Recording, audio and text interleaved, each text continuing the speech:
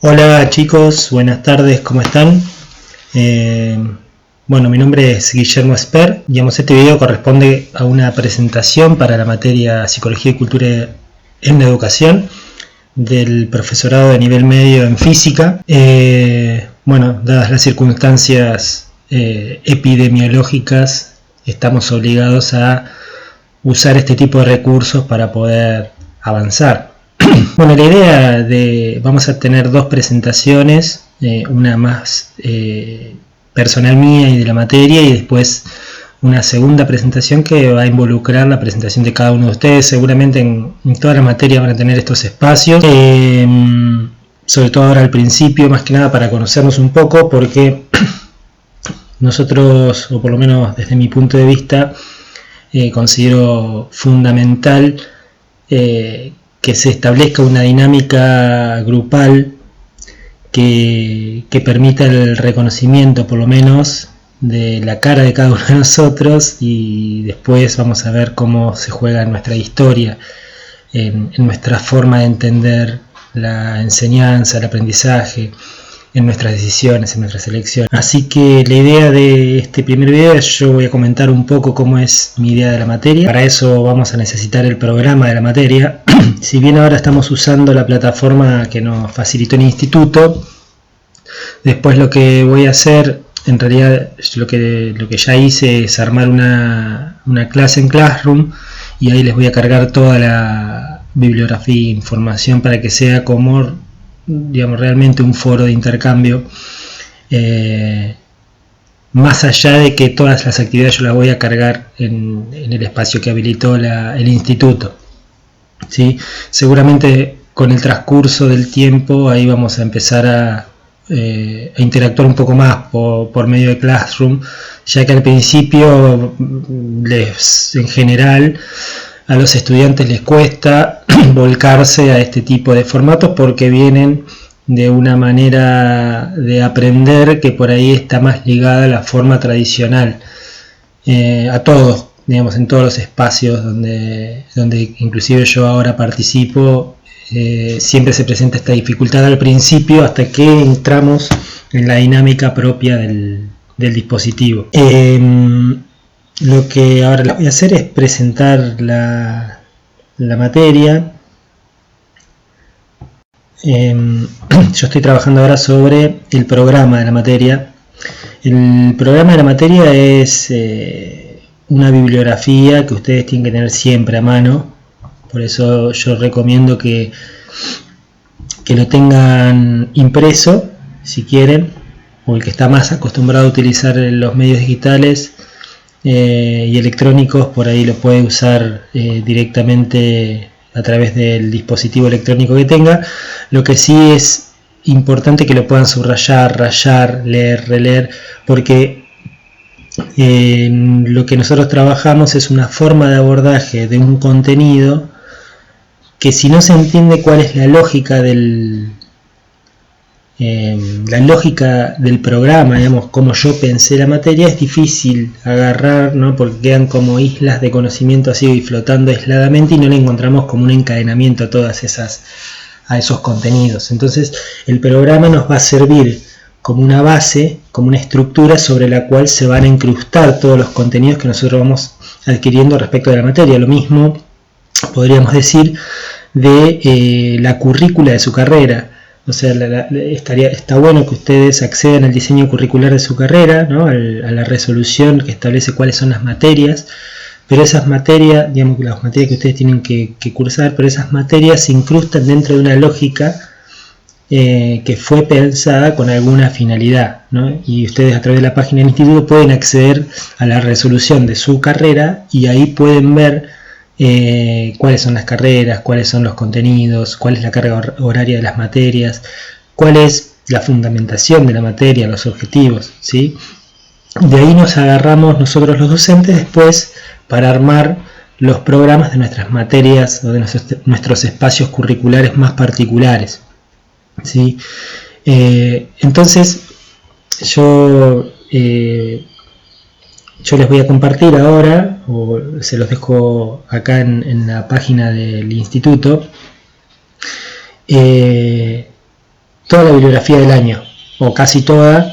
Ustedes ya van a tener disponible toda la bibliografía del año, y también van a tener disponible algún material más allá del bibliográfico, por ejemplo videos,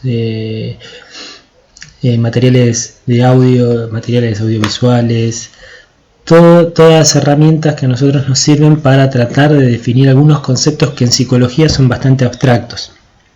¿Sí? Entonces yo estoy ahora con el programa acá en la pantalla de la computadora y se los voy a ir explicando en función de que ustedes van a tener que hacer una actividad sobre el programa, ¿sí? Así que presten bastante atención. Cuando ustedes abordan los programas, digamos, habría que leerlos siempre, del principio al final, sin saltearse partes, en una primera lectura, ¿sí? ¿Por qué? Porque por ahí lo más importante, o una de las cuestiones más importantes, la van a encontrar en la fundamentación, o lo que llamamos marcos teóricos, que es desde dónde se hace el abordaje a los contenidos, ¿sí? Cuál es mi formación y desde dónde yo voy a abordar un determinado contenido, ¿sí? Como yo les dije al principio, yo soy psicólogo, ¿sí? Por lo tanto tengo una mirada particular sobre la realidad. Por otro lado, soy psicoanalista, o sea, dentro del campo de la psicología yo elegí, entre comillas, el psicoanálisis para ejercer mi profesión, o sea, me formé dentro de una lectura, un discurso psicoanalítico, y desde ahí elegí una lectura muy particular que tiene que ver con una construcción personal que depende de mi trayectoria por diferentes instituciones a las que fui cayendo, por llamarlo de una manera, o eligiendo, ¿no? Que es una posición bastante ecléctica respecto de lo que se llama el psicoanálisis ortodoxo, ¿sí? Entonces, la posición que sigo yo es un psicoanálisis heterodoxo.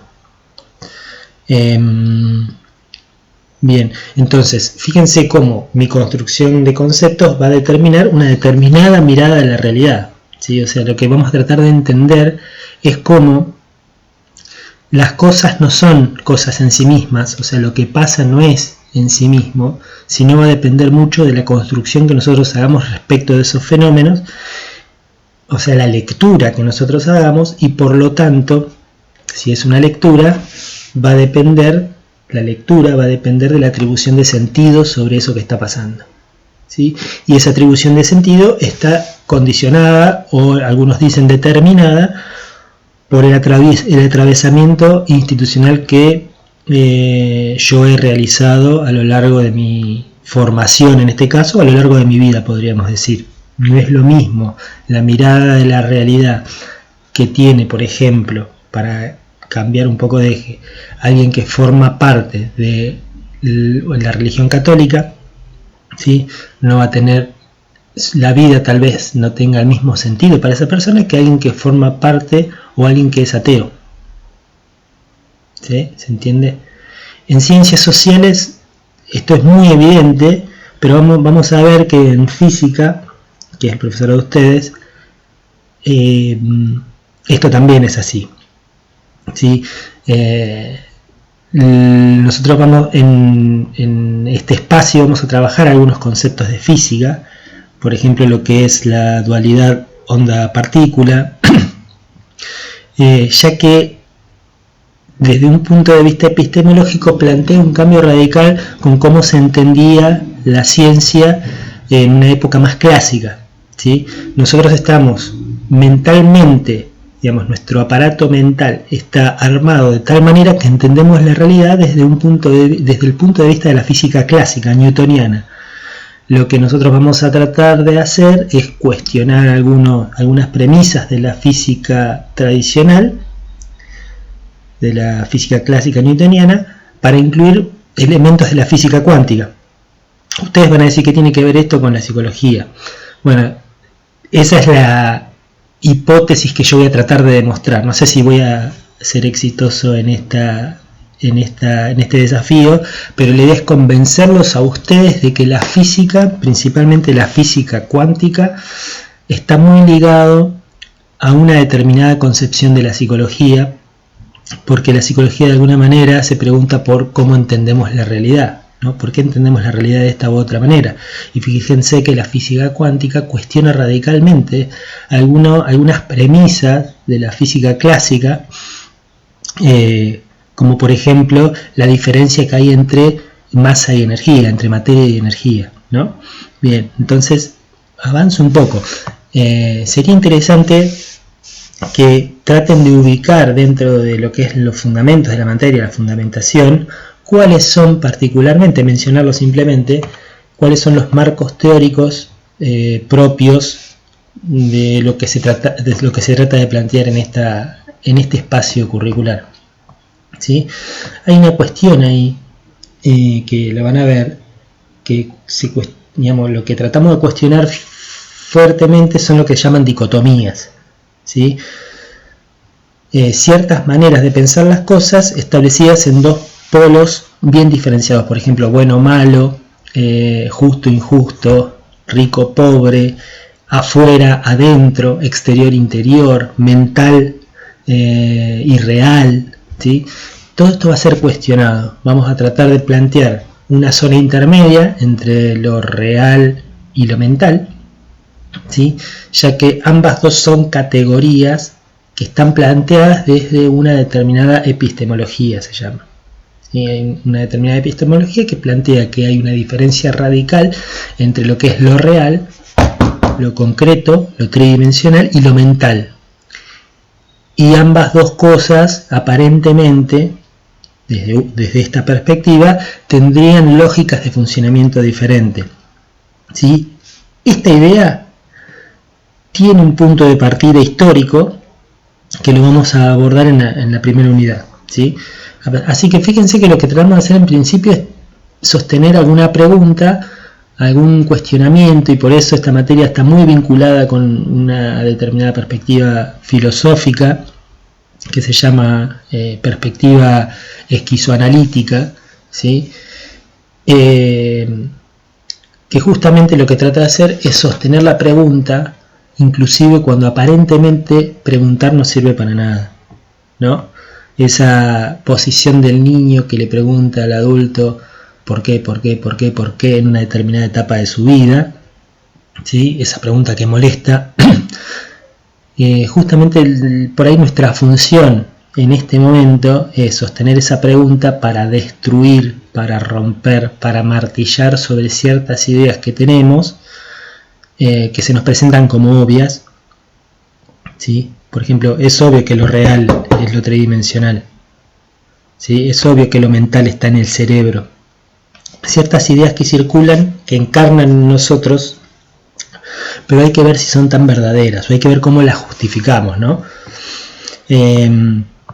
Bien, después van a tener el lugar que ocupa la materia en el plan de estudios, los propósitos del docente, que es lo que voy a tratar de hacer yo para generar cierta dinámica de trabajo y para lograr los objetivos de la materia, que son los objetivos de logro para ustedes, ¿sí? Por ahí es interesante que lean los objetivos o las expectativas de logro, y después sí vamos a los contenidos y a la distribución, lo que es el mapa curricular, ¿sí? Bueno, nosotros vamos a cursar los jueves de 20 a 22, ¿sí? Después haremos un acuerdo interno a ver cómo jugamos con el tiempo, por sé que algunos viajan, entonces hay que ver cómo hacemos con las personas que se van más temprano, con los que entran más tarde, o hasta cuánto es el tiempo de espera, cuánto tiempo de tolerancia. Esas son cuestiones que vamos a establecer en un contrato didáctico pedagógico entre ustedes y nosotros. Nosotros vamos a tener 3 unidades, ¿sí? La primera unidad se llama Psicología, Cultura y Educación. Esta unidad por ahí es la más difícil, la más abstracta, el núcleo teórico más duro. ¿Por qué? Porque tratamos de entender cómo la psicología, ¿sí?, surge de una determinada cultura, porque ahí podríamos decir, ¿la psicología existió desde siempre o apareció en algún momento histórico? ¿Apareció en algún momento? Bueno, vamos a tratar de entender cuándo surge la psicología y cuál es la sociedad que crea la psicología para responder a alguna determinada problemática de esa sociedad. ¿Sí? Fíjense que acá ya tenemos una determinada perspectiva con respecto a lo que es la sociedad y lo que es la cultura. ¿Sí? La psicología, como si se quiere entre comillas, podríamos llamarlo ciencia o como campo de problemas, surge de una determinada cultura. O sea que es la cultura la que crea la psicología. ¿Se entiende? Y la psicología es la que crea la mente. ¿Se entiende? Porque crea un concepto de mente. Y cómo las concepciones de la psicología impactan en la educación. ¿Sí? ¿Qué es la educación en general? Esto lo van a ver por ahí en otras materias. Acá vamos a hacer solamente un sobrevuelo de algunos conceptos que para mí resultan interesantes para relacionar o articular con nuestro campo, el campo de los problemas de la psicología. La cultura como creadora de la educación y la educación como reproductora de cultura. ¿Sí? Entonces acá por ahí la pregunta es, la pregunta que nos tendría que guiar en esta unidad es: ¿qué es la cultura?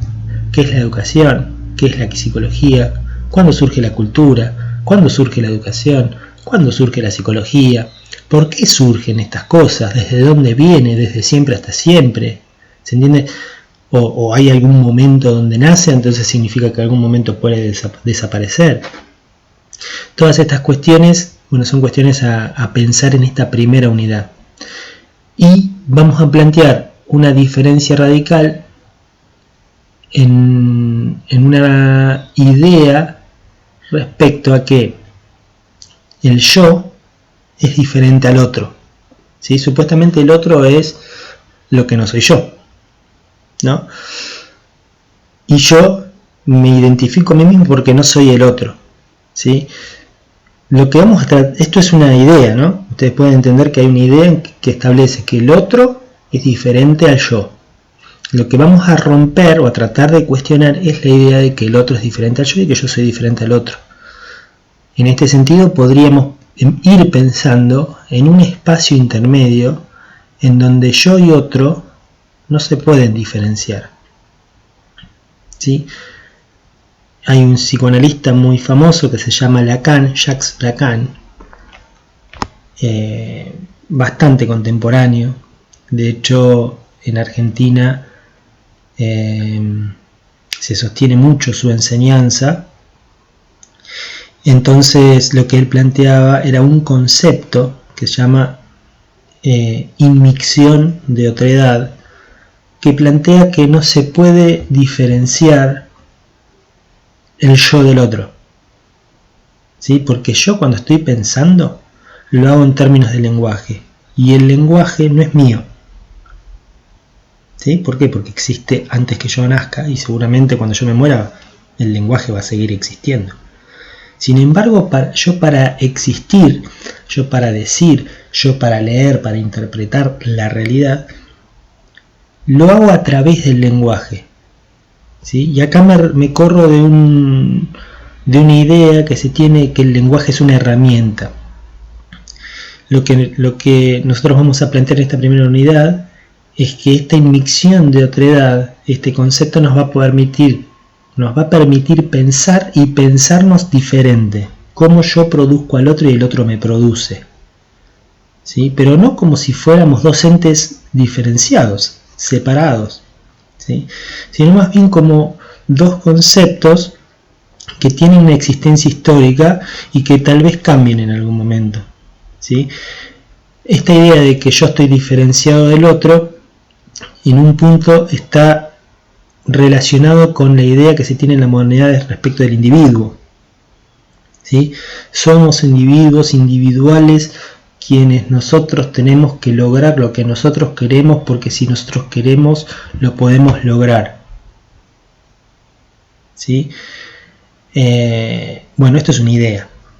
Digo, al referirme a idea, digo a que es una construcción teórica a la cual podemos ir a cuestionar. Hay que ver si somos individuos. Esta idea es bastante moderna, por llamarlo de alguna manera. ¿Sí? Por ejemplo, en la Grecia antigua, Aristóteles sostiene que primero somos comunidad. ¿Sí? Entonces, es impensable la existencia individual sin la existencia de la comunidad. Primero está la comunidad y después está el individuo, por llamarlo de alguna manera, si hay alguna diferencia entre comunidad e individuo. Bien, ahí vamos a ver algunos autores. Pierre Bourdieu, un sociólogo francés, también bastante contemporáneo. Vamos a entender cómo funciona la dinámica social, cultural, pero también subjetiva. ¿Sí? Conceptos fundamentales acá. Conflicto. Digamos, ahí podríamos preguntarnos si es malo el conflicto, es bueno el conflicto. ¿Hay conflicto? ¿Hay posibilidad de que no haya conflicto entre las personas? ¿Hay posibilidad de que no haya conflicto conmigo mismo?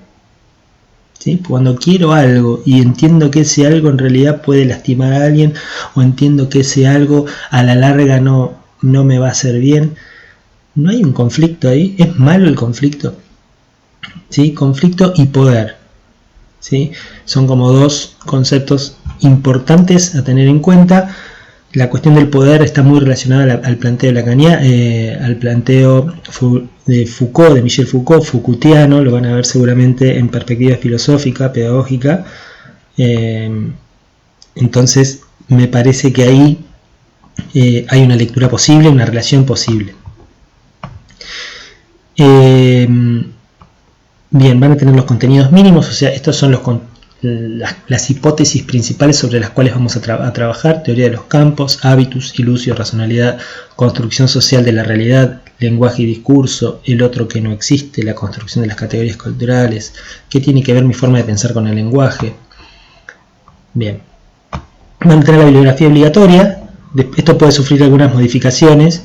En general, probablemente saque un texto y agregue otro, pero el esqueleto va a ser más o menos el mismo. Toda esta bibliografía la van a tener disponible a través del Drive.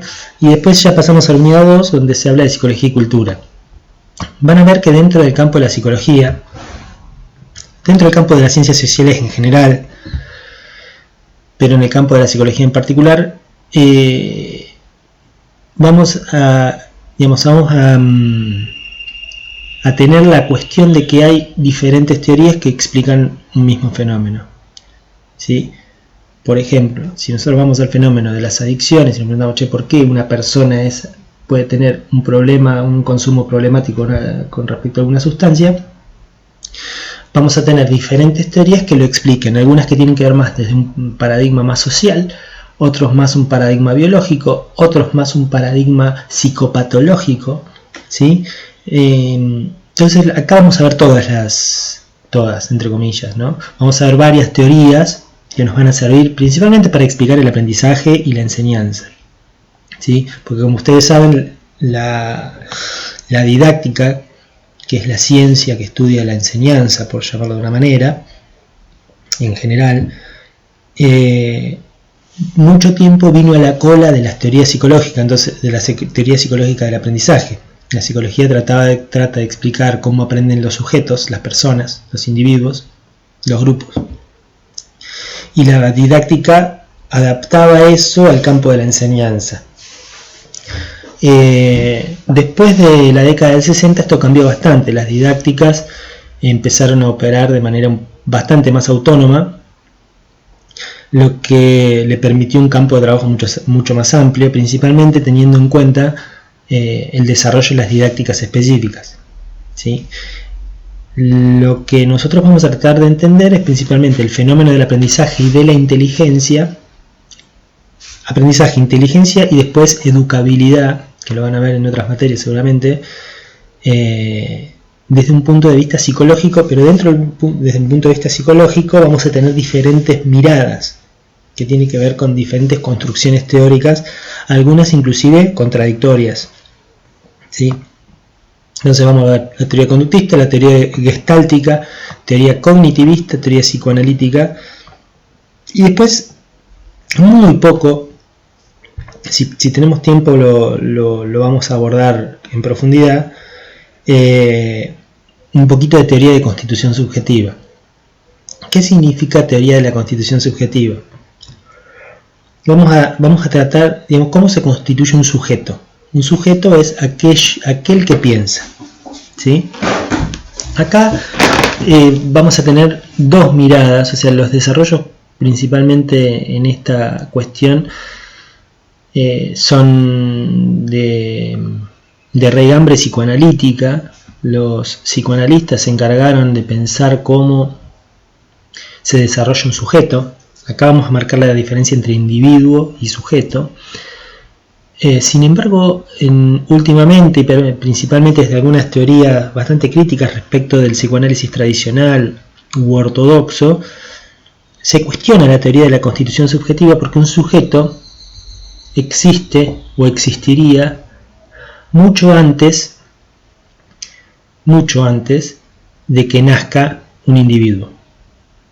¿Sí? Un sujeto es una construcción, para ser demasiado simplista, una construcción discursiva. Es más complejo que esto, pero ya lo vamos a empezar a deshilachar y vamos a ir viendo cuál es la estofa, cuál es la tela de la que está hecha esta construcción teórica. Vamos a marcar bien cuál es la diferencia entre el sujeto antropológico y el sujeto psicológico o el sujeto psicoanalítico. ¿Sí? Vamos a ver cuál es la influencia, entre comillas, del ambiente, de los vínculos, del apego y la afectividad. Acá voy a hacer como un recalculando, ¿no? Nosotros trabajamos, digamos, ¿por qué es importante que ustedes sepan psicología? Por ahí es una pregunta que ustedes deberían tratar de responder como si fuera un ejercicio matemático, ¿no? ¿Por qué es importante que un docente sepa psicología? ¿Sí? Por ahí esto es una respuesta que está bueno que quede abierta, ¿sí? Y que no haya una respuesta definitiva. La respuesta más obvia es esta. La psicología se encarga de estudiar el aprendizaje y la inteligencia. ¿Sí? Entonces, yo, docente, es importante que conozca psicología para saber cómo aprenden los estudiantes. ¿Sí? Porque si yo sé cómo aprenden, yo sé cómo enseñar. Algo así, ¿no? Fíjense cómo en este aspecto la psicología está muy de la mano de la didáctica. Pero en el campo del educativo en general, nosotros vamos a enseñar y los estudiantes van a aprender, y nosotros vamos a aprender también, en un marco muy particular, muy raro, que se llama sistema educativo. Podríamos hacer una pregunta que tiene que ver con, ¿se aprende igual adentro de la escuela que afuera? Ahí podríamos decir sí, y habría que desarrollar, no, y habría que desarrollar. Son problemas bastante complejos, que son muy interesantes de trabajar, y como les digo, uno no busca dar una respuesta definitiva, sino dar algunas puntas para saber por dónde buscar, ¿sí? Y lo que no implica que ustedes no encuentren sus propios caminos de búsqueda. Entonces, más o menos esa es la unidad 2. Y vamos a la unidad 3, en donde ya estamos llegando a final de año, y lo que van a encontrar ustedes en esta unidad es la relación que hay entre los contenidos de la unidad 1, la relación que hay entre los contenidos de la unidad 2, con ciertos problemas puntuales de la práctica de la enseñanza, que son qué es aprender, qué es enseñar, cómo aprenden los estudiantes. Y vamos a ver algunos autores clásicos y su idea que tienen respecto de lo que es el marco general, ¿no? de su teoría. Por ahí los escucharon una vez, que es Jean Piaget, ¿sí?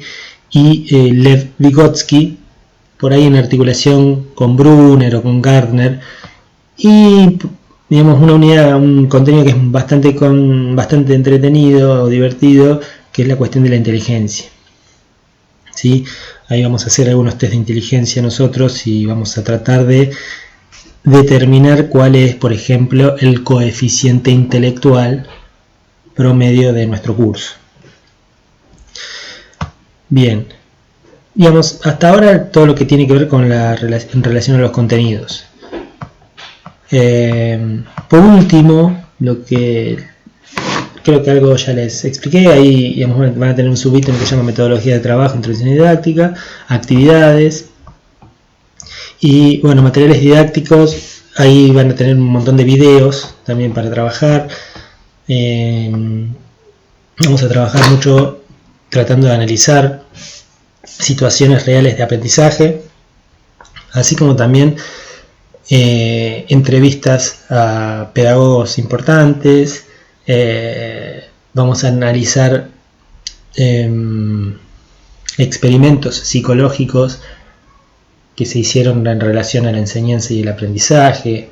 Bien. Y más abajo, bueno, por ahí algo que al alumno o a los alumnos nos interesa mucho, ¿sí? Es cómo se evalúa, que es un gran problema, creo que es el gran karma de la educación, pero bueno, es un requisito sistemático tener que ponerle un puntaje al proceso, ¿sí? Entonces, nosotros vamos a tener una evaluación escrita individual, tradicional, ¿sí? En clase, horario de clase. Vamos a evaluar ahí la unidad 1. Termina la unidad 1, hacemos una evaluación escrita individual. En general, esto lo vamos a trabajar después más adelante, yo trabajo con 3 operaciones intelectuales que uno realiza a grandes rasgos al momento de aprender, entre comillas, que son manejo de la información, o sea, cómo manejamos nosotros la información como estudiantes, si usamos la bibliografía, sabemos manejar la bibliografía, sabemos manejar internet, sabemos manejar, podemos googlear y buscar algún artículo académico. La relación entre conceptos y autores, que eso es una habilidad intelectual un poco más compleja, que hay que entrenarla, por eso ustedes van a tener un montón de actividades que tengan que ver con hacer mapas conceptuales, ¿sí? Relaciones entre conceptos entre sí, conceptos y autores, autores entre sí. Se pueden utilizar autores de otras materias. Quiero decir que los contenidos de esta materia no queden delimitados al campo de esta materia, sino que puedan extravasarse y recuperar contenidos de otras materias, porque digamos eso es uno de los objetivos de la materia. En general, la evaluación escrita individual y presencial de la unidad 1 es a libro abierto, porque digamos, el que decide la modalidad del examen en general es el estudiante. Lo único que en el caso de que se decida que sea a libro abierto, la complejidad de las preguntas será mayor. ¿Por qué? Porque va a apuntar, por ejemplo, a establecer relaciones entre conceptos de autores, autores entre sí, ¿sí? Y por último, hay otra habilidad intelectual, que es la habilidad que nosotros llamamos de aplicación o de creación, que tiene que ver principalmente con la resolución de un caso problemático, utilizando los conceptos que se vieron, o el análisis de una determinada situación, ¿sí? Como que está medio mal visto decir aplicación de los conceptos a una determinada realidad, ¿no? Pero lo que uno trata de hacer es ver a través de los conceptos, ¿sí? En la unidad 1 vamos a ver cómo los conceptos construyen una especie de anteojo desde el cual uno ve la realidad y le da sentido. Entonces vamos a tratar de construir esto, y dentro del campo de la educación y de la psicología esto tiene un peso determinante, porque uno puede ser muy violento al tratar de establecer sus propios anteojos y tratar de ponerle sus propios anteojos a los demás, ¿sí? Acá se pueden dar discusiones muy grandes, entonces es muy importante, principalmente cuando se utiliza un sistema de evaluación, poder establecer criterios claros sobre los cuales debe haber un acuerdo entre las partes para poder después establecer una determinada nota, ¿sí? Porque si no, por ejemplo, puede venir un estudiante y me puede decir, no, pero después de rendir el examen yo le pongo un 1 o un 2, y el estudiante me dice, no, pero yo estudié como para un 7, o yo vi, me parece que yo me pondría un 7. No, yo vi que te pondrías un 2, y el profesor que está al lado mío me dice, no, para mí le pondría un 5. Entonces, ¿cuál es la ponderación más importante? ¿Cuál es la que se impone como verdadera? ¿sí? Probablemente en el ejercicio del poder que haya ahí, la forma del ejercicio del poder, va a establecer cuál es la verdadera. La idea es no llegar a eso, la idea es establecer algún dispositivo en el cual todos más o menos, podamos llegar a un acuerdo en relación a un objeto tan valioso para el estudiante como es la nota, porque la nota después va a determinar quién es el mejor promedio, quién es abanderado, bla bla bla bla. ¿Se entiende? Un determinado puntaje al momento de tener que trabajar. Entonces eso es fundamental. Así que tenemos una primera evaluación que es individual, la segunda evaluación es domiciliaria, es lo que antes se llamaba, o lo que se llama trabajo práctico, pero tiene carácter de evaluación, o sea, yo les doy la consigna o las consignas, ustedes las elaboran en su casa y las devuelven. En general va a estar habilitada una sección de Classroom para que puedan cargar sus trabajos. Y lo que acá hay que hacer es un trabajo de práctico anual, que nosotros lo llamamos evaluación de proceso, en donde hay una serie de trabajos prácticos que ustedes van a tener que ir a hacer para ir entrenándose en las habilidades que a mí me interesa que se desarrollen en esta materia. ¿Sí? Yo ahora, antes de terminar el video, les digo cuál es o cuáles son las consignas que forman parte de la primera actividad del portafolios, ¿sí? Que también lo van a tener disponible en Classroom. ¿Sí? No lo terminé todavía, pero en el transcurso de estos días ya termino la actividad para que la puedan ir viendo y realizando. Así que 3 exámenes y al último en general hacemos un coloquio grupal, ¿sí? Que tiene que ver con la puesta en práctica de un dispositivo de enseñanza y aprendizaje. Que eso vamos a ver aquí en qué hacemos, porque va a tener una perspectiva llamada de desinstitucionalización, ¿sí? Justamente de cuestionamiento a ciertas formas tradicionales de enseñanza y aprendizaje. Vamos a trabajar mucho con un dispositivo que se llama dispositivo del taller, que dista un poco de lo que es la transmisión lineal tradicional del docente que le transmite y le mete en la cabeza cosas al alumno para que el alumno las repita, sino que va a tener que ver mucho más con una forma de transmisión, que acá ya la idea de transmisión ya nos condiciona un poco, podríamos decir una forma de construcción de un determinado saber que es propio y es singular de ese dispositivo. Hasta podría decirse que es irreproducible, lo que se produce dentro del dispositivo no se puede reproducir, no va a suceder nunca más, ¿sí? Es puramente inmanente, o sea, sucede y estamos expuestos a eso y después nunca más sucede, porque cuando aparece al mismo tiempo desaparece. Vamos a trabajar con este tipo de dispositivos que justamente no interesan demasiado en las escuelas, porque las escuelas todavía funcionan sobre una lógica que se llama enciclopedista y reproductivista. Entonces estos dispositivos no encajan mucho dentro de las escuelas, sin embargo permiten trabajar cuestiones, por ejemplo, emocionales, afectivas, vinculares, institucionales y obviamente de contenido. Después les voy a dar algunos ejemplos de las cosas que han hecho siempre los estudiantes, que son espectaculares, porque lo que tienen estos dispositivos, tienen el elemento de la sorpresa, producen sorpresa.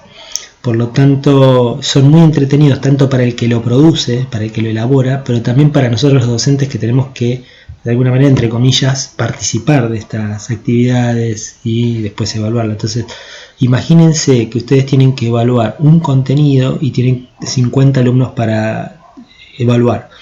Si todos los alumnos repiten lo mismo, repiten las mismas cosas, los mismos contenidos, es un embole. Ahora, si cada uno presenta algo diferente, una construcción diferente, una idea diferente, acá la cosa cambia. Se hace, nos dan a todos ganas de ir a ese espacio. Entonces, estos dispositivos para proponer esto, ¿no? Salirnos un poco del eje, liberarnos un poco de las cargas institucionales, por llamarlo de una manera, y nos van a permitir conocernos mejor y conocer a los compañeros desde otro punto de vista, y a todos los que participan, porque la idea de esto es que sea abierto. Entonces participan, digamos, en general personas que son de la comunidad educativa y también compañeros de otros cursos, de otras carreras, docentes de otras carreras. Entonces tranquilos con esto. Al principio como que se presenta de una manera como de mucha ansiedad porque no se sabe bien qué es, pero después siempre salen impecables. Así que bien. Después, bueno, criterios de evaluación, manejo de la bibliografía, relación de concepto de autor, que es lo que hablábamos recién. Los criterios de evaluación tienen que ver con las formas que uno entiende el aprendizaje, ¿no?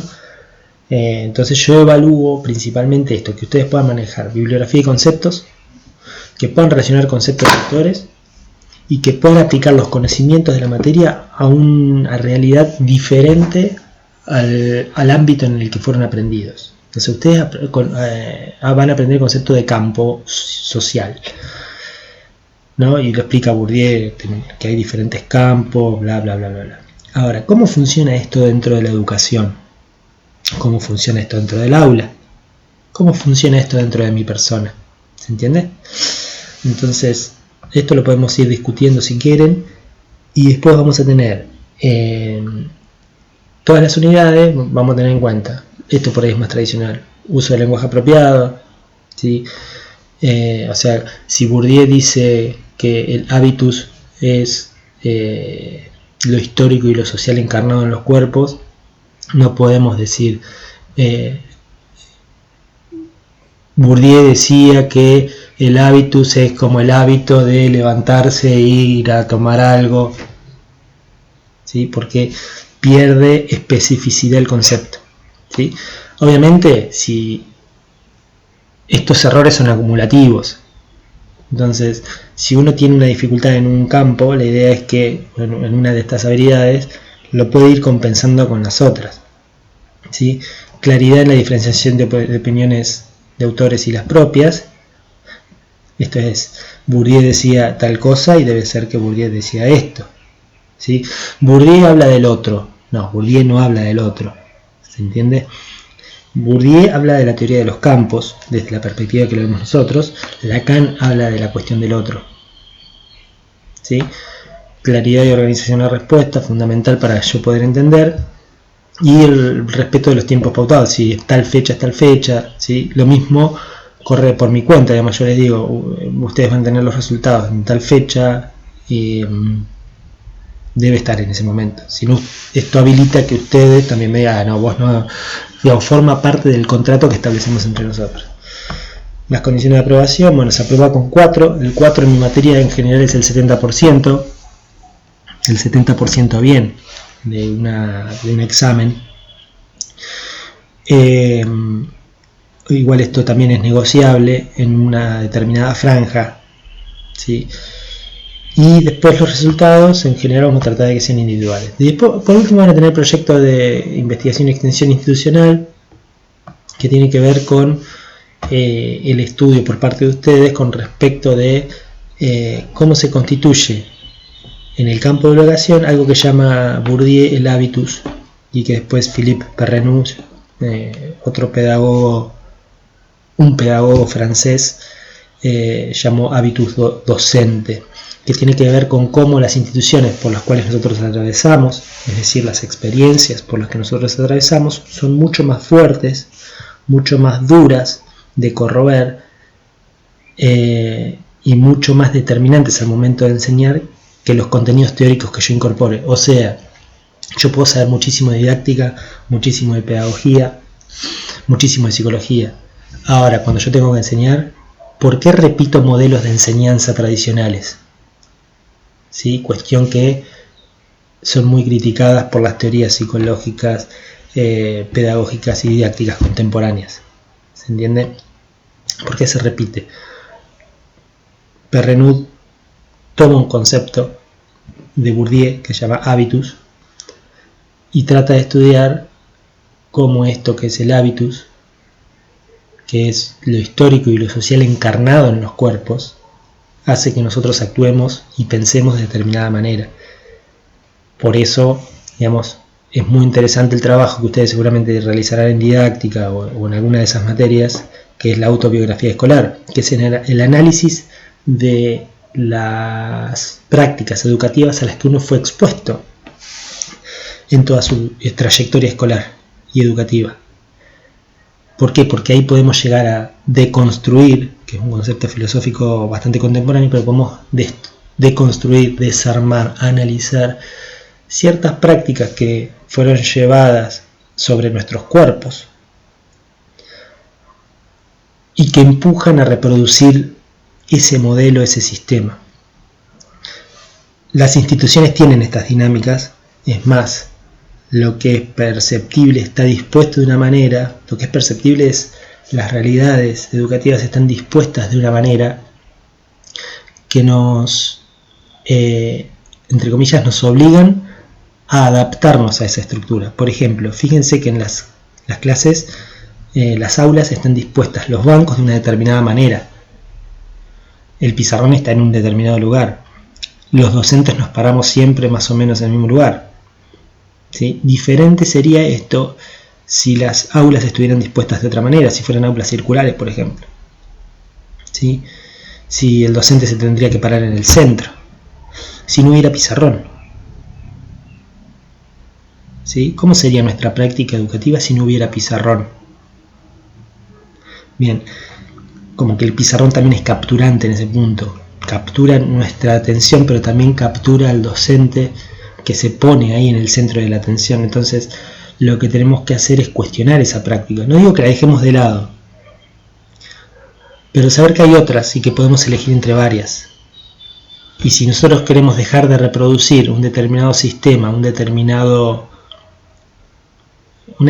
lógica de producción de saber, de conocimiento y por lo tanto de producción social, ¿sí? Porque no se olviden que nosotros al atravesar por instituciones, dijimos, vemos la realidad de determinada manera, a través de los conceptos que son esos anteojos que adquirimos en esas, que se nos adhieren al cuerpo, encarnan en nosotros, en esas instituciones.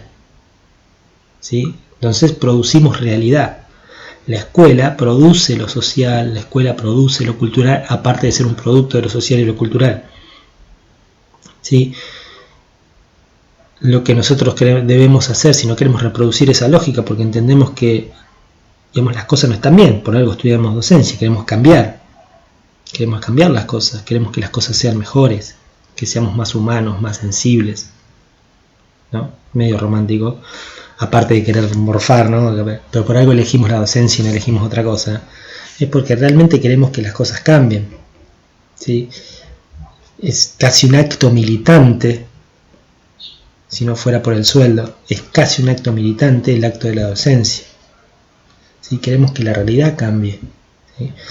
Pero si queremos que eso pase, tenemos que tener prácticas que hagan cortes sobre el dispositivo de reproducción, ¿sí?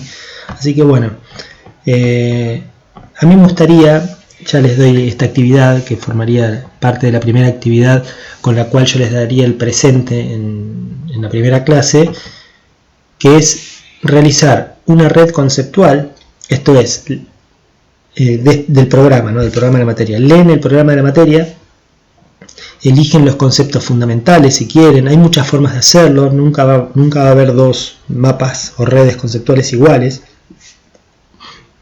pero explico más o menos cómo se realiza.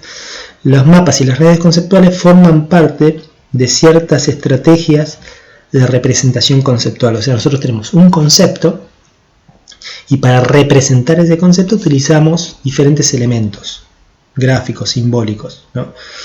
En este caso a mí me interesa trabajar sobre redes, porque lo que yo quiero hacer es poder salir de una lógica de pensamiento lineal, ¿sí?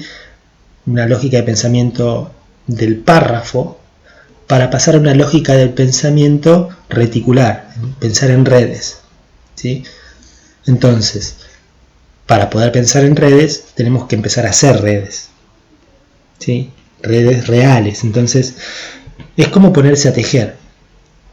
toman ciertos elementos del programa. Recuerden que la materia se llama Psicología, Cultura y Educación, y eso les tiene que decir mucho, porque lo que uno va a tratar de hacer es una red conceptual que trate de explicar qué es la psicología y la cultura en la educación desde el programa de la materia. Y entonces ustedes leen el programa, lo pueden subrayar, lo pueden marcar, lo pueden imprimir para poder marcarlo. Hay algunas aplicaciones para subrayar en pantalla si quieren, o lo pueden leer con un procesador de texto y van marcando con color. Digamos, las estrategias pueden usar lo que ustedes quieran. Lo que sí me tendrían que enviar a mí, a mi mail, ¿sí? O a Classroom, es una representación conceptual que si la hacen en papel, la pueden hacer a través de CMaps o alguna página para hacer mapas, pero en general lo que hacen los estudiantes es la hacen sobre papel, le sacan una foto y la envían.